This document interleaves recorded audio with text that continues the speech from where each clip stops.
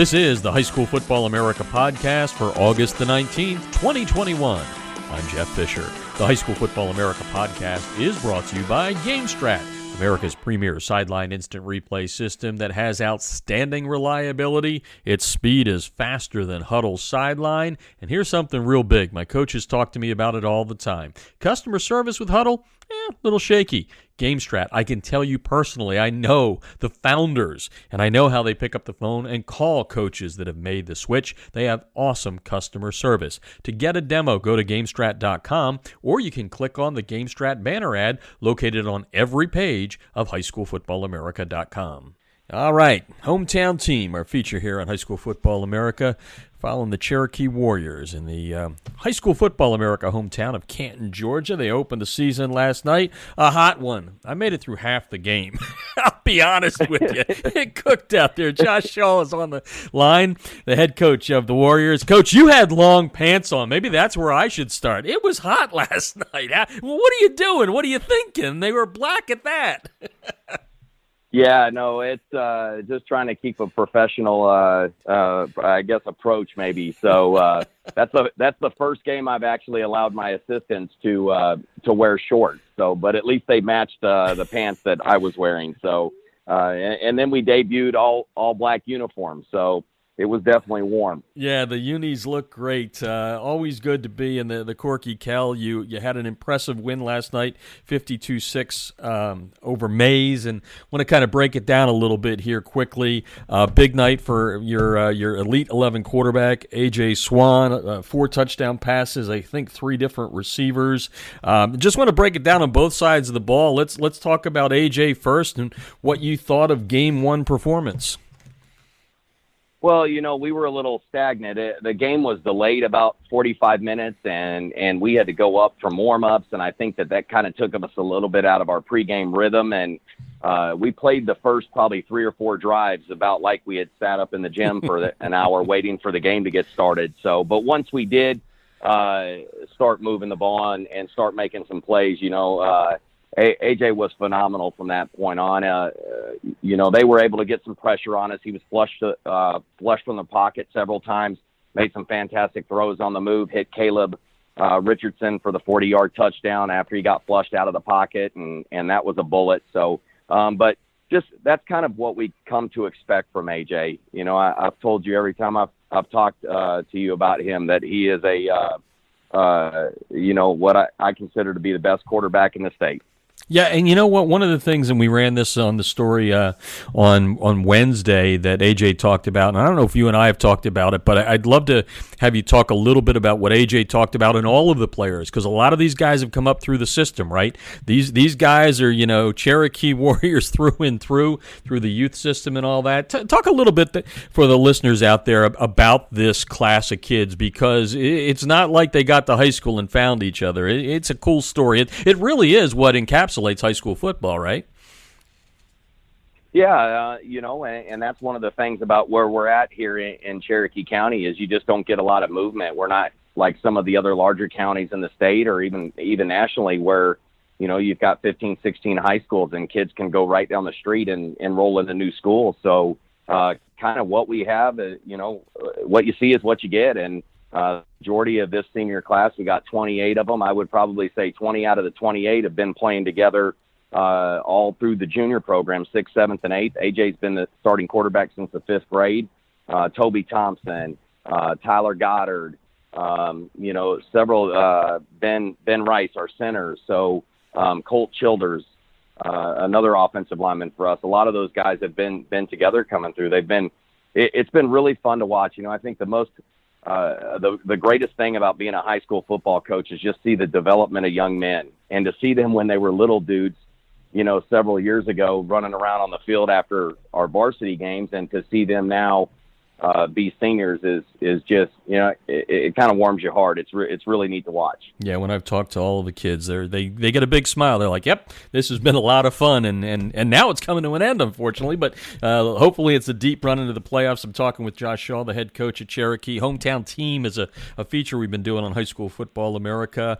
It's the first time we've ever done it. We've always had too many teams in our hometown, so we tried not to tick anybody off. This year, we thought we were good enough to do into it, and Coach Shaw's been very, very gracious with his time and letting us inside the program. And Coach, we talked about AJ. Like I said, I think 3 different receivers last night catching Darius Harshaw, your speedster going to Utah and all that. But it probably had to bring a smile to your face, right? Because obviously Darius is going to be looked at, but you've got some kids developing there that's going to help AJ and the whole offense, because you can't just key on one guy. Is that a fair way to put it? Yeah, without question. Caleb Richardson caught his first career touchdown pass. This is the first time he's played high school football.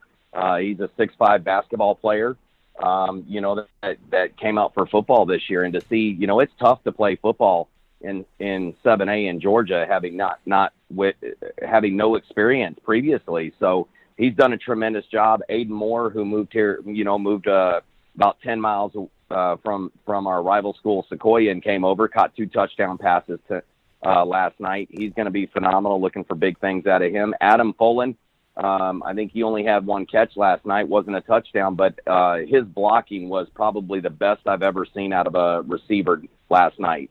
And then, of course, Darius. And, so we've got some guys there. Zy Johnson had a big night catching the ball out of the backfield.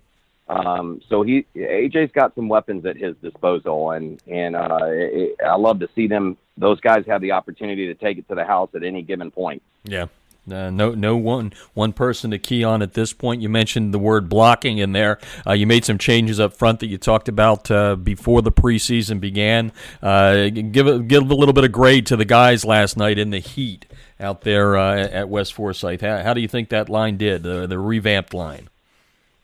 Yeah, I mean, we were a little shaky early. They were able to get some pressure on us, and but they were huge up front. And yes. And we had some guys rotating, but we kind of settled down and were able to make some plays. Got the running game going just a pinch, not to where we would like for it to be, but Levon Neesmith got some, got into the rotation last night. He missed this scrimmage a couple of weeks ago, and he's playing some right tackle. Of course, our left tackle, Ryan Chanley's committed to, oh my gosh, Southern Illinois. I'm here to help you. So I appreciate that, man. It was a late night last night. I've been exhausted today. So, but anyways, and he's phenomenal. And then Asher Allred's first-year starter playing left guard. Ben Rice returning center. And then right guard, kind of rotating some guys right now. It's Colt Childers through there. But they're coming together, and I think it's just going to take a little bit of time for them to continue to work as a unit together. And that's what you got 5 non-region games for, to be able to figure it out before the region starts. So they settled down and did a great job. And they're effort guys too.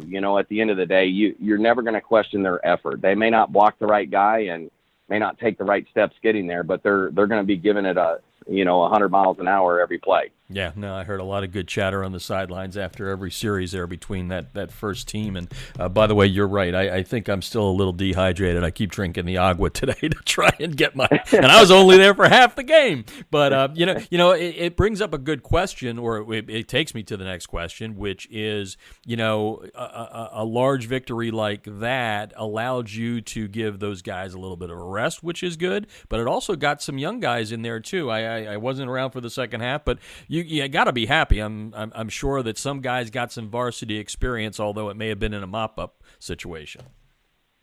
Yeah, I mean, the heir apparent to AJ, Tanner Savasier, our freshman quarterback, came in on his second pass. He throws a touchdown pass to Pops Jamison, and Pops is going to be a superstar for us. He's only a sophomore, and the same thing with Tanner. So Jace Jones is another freshman. Jace played well last night, touched the ball on a couple of outside run plays, and then made a couple of grabs, and then ended the game with a pick. And, it's crazy that those guys are 13, 14 years old. So, but really excited about Tanner, really settled down and was able to kind of direct our offense in the second half. And, we didn't put up a lot of points in the second half, but, by that point, you're just trying to get the game over, and you're not trying to embarrass anybody or anything like that. So, but yeah, definitely saw some good things out of the young guys after that. It's always good to get them that varsity experience. Josh Salt, head coach of Cherokee, on the line with me right now, and I have to apologize if you're listening to this on the podcast and you're going to go and watch the game rack recap at highschoolfootballamerica.com. I apologize to Toby Thompson in advance. It was hot. I was drinking water. I missed the fumble that was recovered and taken into the end zone. So for the family out there, don't get too mad at me, but it was still a lot of fun. So I'm just because I missed that, I'm going to let you talk about the defense, but start with Toby for me so I don't get too much grief. Well, Toby's he's committed to Army. He made a couple of really good grabs offensively as well, but he's been a starting DN for us this is his third year as a starter, and all first team all region performer, all county kid. So he's about 6'4", 240. He's definitely a kid to be reckoned with, and we were able to get some pressure, caught some turnovers last night, and Toby was able to get one on a snap that went over the head, and was able to usually I tell the D line, if you've got a chance to recover a fumble, let's just fall on it and keep the possession going. Usually you see the follies all the time, a D lineman trying to grab the ball and pick it up and run with it, and they're kicking it all over the place. But Toby's extremely athletic and was able to scoop it up and score, and I think it was about 30 yards that he rumbled into the end zone. So he reminded me last night, he caught a touchdown pass in the scrimmage in the spring. He caught one last week in the scrimmage and then scored on a defensive touchdown last night. So he reminded me that he's 3 for 3. and by the way, folks, I do have the shot of the pass from AJ to Toby against River Ridge, so you can go check that out there. But I did miss it, and I did use a 4-letter expletive, so I was drinking the water going, I know I'm going to get grief for this. Overall, give the defense kind of a grade, because you were very excited about this group because you had a lot of returners coming in. How do you think they lived up to the expectations as kind of a unit that played a lot last year together? Well, I think anytime you only give up 6 points, you got to be pleased, and they definitely had some athletic playmakers, and we held them to I think about 170 yards, 180 yards. So, that's definitely some positive. There's some areas that we've got up, some areas that we can clean up. I thought Daniel Young, who plays our jack backer, his first start last night, he was put in position to make some open field tackles and really did a phenomenal job. Probably the best night of tackling on our defense last night. So, we had our linebackers, Morgan Cox, Kyan Simmons, were able to get some experience. That was their first varsity start as well. And, Javon Hobson at DN, his first varsity start. And I thought overall, it was probably about a B.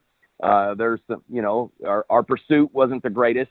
And that's something we got to get better on. But, as the temperature kind of cools down a little bit over the next few weeks, those guys will pick it up as well. So in the secondary, Keegan Baker, I thought, had a great game. Chase Goddard at strong safety as well. And we gave up a few bombs that we were just out of position on. And that's just something, some technique stuff that we've got to improve on. Once again, both corners are Ryan O'Keefe and Evan Beeger and Ryan Martin Jr. are all, they're first-year starters at corner. So we just got to continue to improve there. Yep, that's the beauty of high school football. Changes each and every year. Cherokee head coach Josh Shaw on the line as we wrap things up here.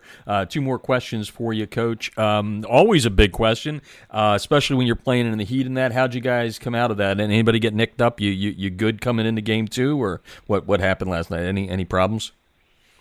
No, I mean, Kyan Simmons ended up got cleated in the thigh and didn't play the part of the third and the fourth quarter, but it wasn't necessary for him to play as well. So the good thing is playing on a Wednesday is we go and play Sequoia in their wing T, and it gives us about 9-10 days to get back healthy again before we got to line up and play. So, and then Tanner Dolly High, our nose guard, went to see the chiropractor today, had a little lower back soreness. So, but I think both of those guys will be back. And other than that, we're I mean, we're got a clean bill of health. So that's good to hear. Good to hear, especially like you said, little extra time for the wing tee. Not necessarily growing up in the East. I grew up watching Tubby Raymond, so I know the wing tee pretty well. You got to make sure that scout team is ready to go for that. Isn't that the hardest thing sometimes when you play an offense like that you don't see every time? Getting that scout team to run it properly for you guys.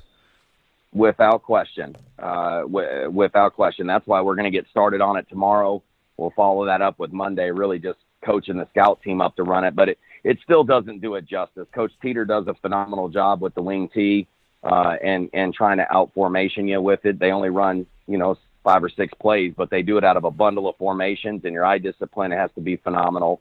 But it gives us a little additional time to be ready, and with some inexperienced linebackers, those days are going to be important. Yeah, it's funny how it's just graduated to the wing tee. It used to be illegal to say anything other than the Delaware wing tee. Coach, wrapping things up. Quick question. I put it out last night. I'm trying to get SportsCenter to use it as the a SportsCenter top 10 or something. Darius Harshaw, the way he brings you out into the field, that backflip, that was impressive. I had never seen it, but you said, "Hey Jeff, wait a second. We've had this before." So explain to the people that are going to be able to watch this where that comes from. There's a tradition to it, right? I guess. Well, there's a tradition if you've got a player athletic enough to do it. So that was started by a player graduated for us. His last year playing was 2016, but it was Montrell Washington. He's a senior at Stanford, a senior receiver, All-America punt returner there at Stanford. Probably will have an opportunity to get to the combine as well, but he started that back when he was playing his junior and senior year in 15 and 16, and Adarius has just been the next guy coming through that has been athletic enough to be able to do it. So it is kind of cool. It's not something, Lord, there's no way. I mean, I wouldn't get a quarter rotation around trying to do that. I would.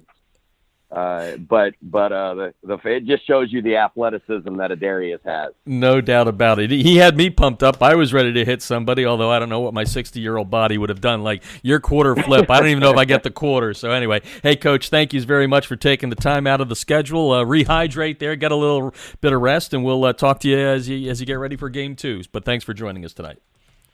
Okay, thank you guys for having me. The High School Football America podcast is brought to you by GameStrat, America's premier sideline instant replay system with outstanding reliability, faster speed than Huddle Sideline. Plus, GameStrat has awesome customer service, and they also have great different plans priced right for every coach's budget. And if you mention High School Football America, you will get a friends and family discount like none other. To get a demo, go to GameStrat.com or click on the GameStrat banner ad that's located on every page of HighSchoolFootballAmerica.com. That's today's High School Football America podcast. I'm Jeff Fisher. We'll talk to you tomorrow.